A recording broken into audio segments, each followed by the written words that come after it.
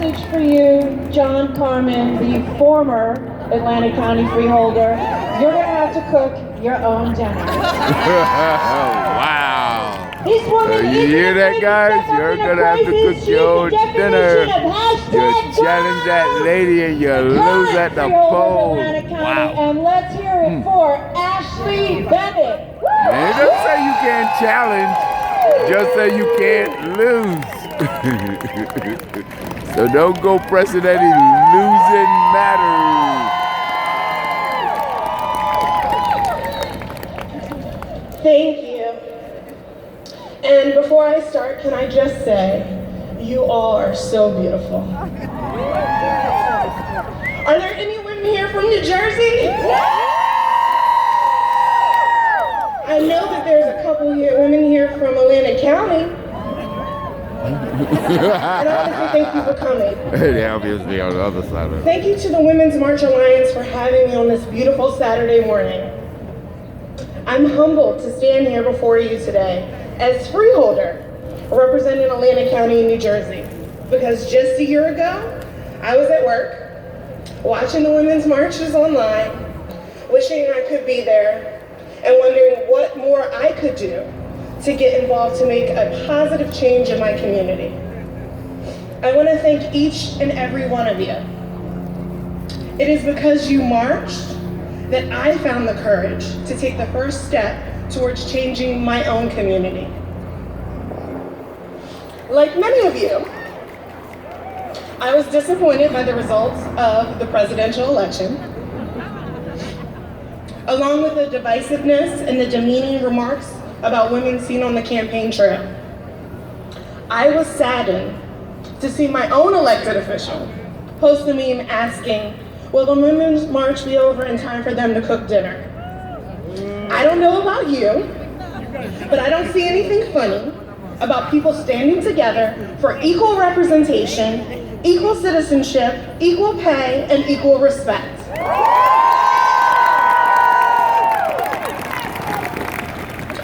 But today, it's not about him. It's about us, standing together once again to fight for the change we want to see both nationally and locally. When I announced my candidacy, many people wrote me off because who am I? I'm just an ordinary woman. I wake up early, I go to work every day, I have student loans, and I have to check my bank account before I do, just about anything. But I had to remind myself that when ordinary people stand up for what they believe, when they come together around a common purpose and a true desire to lift up everyone in the community, extraordinary things happen.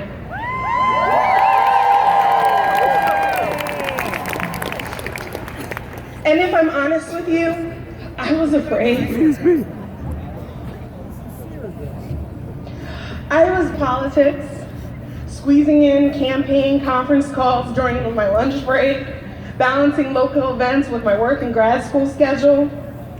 And I thought, what if I make a mistake? Is it the right time? Am I the right person? Can I really do this?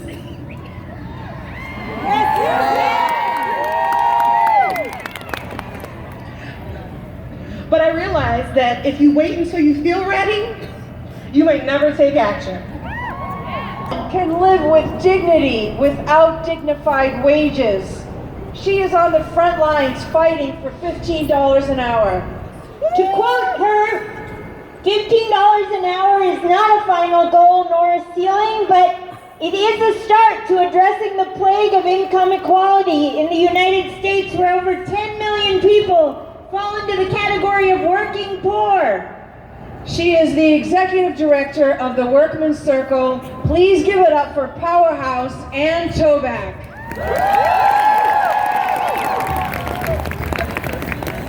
Okay. And along with Ann Toback, Council of Jewish Women. In her own words on the Me Too movement, she said, "We need employers and institutions of all kinds to be proactive and seek out the truth right in front of them, without waiting for complaints or media reports." When she sees something, she doesn't just say something, she does something. Let's hear it. She is on fire. She is Nancy K. Kaufman. Good morning. I am Nancy Kaufman, CEO of National Council of Jewish Women. Jewish women have been marching with the NCJW for 125 years. And yes, we are still marching. Jewish values command us to pursue justice for all. And I am here to say we will not stop marching until we achieve justice and dignity for all of God's children. From day one of this administration, we witnessed our right to choose when and if to have a child being attacked and blocked. Next came the repeated and relentless assault on the Affordable Care Act, with the goal of ending access to health care to millions of Americans whose lives literally depend on that lifeline. Then came the attack on Muslims and dreamers who had come to our shores like our own ancestors to create a better life for themselves and their families. And then came the campaign to fill the federal court and the Supreme Court with unqualified extremist appointees.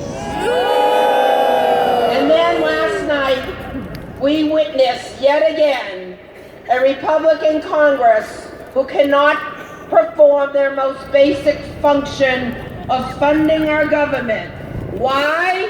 Because they're unwilling to approve a path to citizenship for dreamers and health insurance for children. All of these actions and many more are an affront to women and families who are trying to live lives of dignity in a country that once welcomed new immigrants and refugees to our shores. Have we had enough? Yes! Are we fed up? Yes! Will we give up? No! Will we persist in the year ahead? Yes! We will persist and we will resist because our democracy depends on it. We depend on it. Our children and our grandchildren depend on us. Our voices and our votes will count in November 2018, and they will count in November 2020. So let's march on and turn our passion into action today and every day until we stop this lunacy. Are we marching? Thank you. I'm Ann Toback, a Jewish community founded by immigrant activists in 1900. I am proud today to stand here with so many strong women and men, all of us united in our commitment to the long-term fight for equality for all, including keeping the United States a place of sanctuary to the world's refugee and immigrant community. Our members have been fighting for immigrant and worker rights for over 100 years, including our active participation and leadership in the 1909 uprising of the 20,000, a strike of immigrant women, garment workers, which led to major victories in health and safety regulations, that the way to victory is for all of us to stand united and fight each and every form of bigotry all together. Because attacks on any one of us are attacks on all of us. He's still asking the question, why? Across the country, out in the streets, all here to say, attempts to divide us have failed. And the 99%, the real majority, are here today to fight back until our agenda, one of equality, fairness, and welcome, becomes the agenda and message of our United States.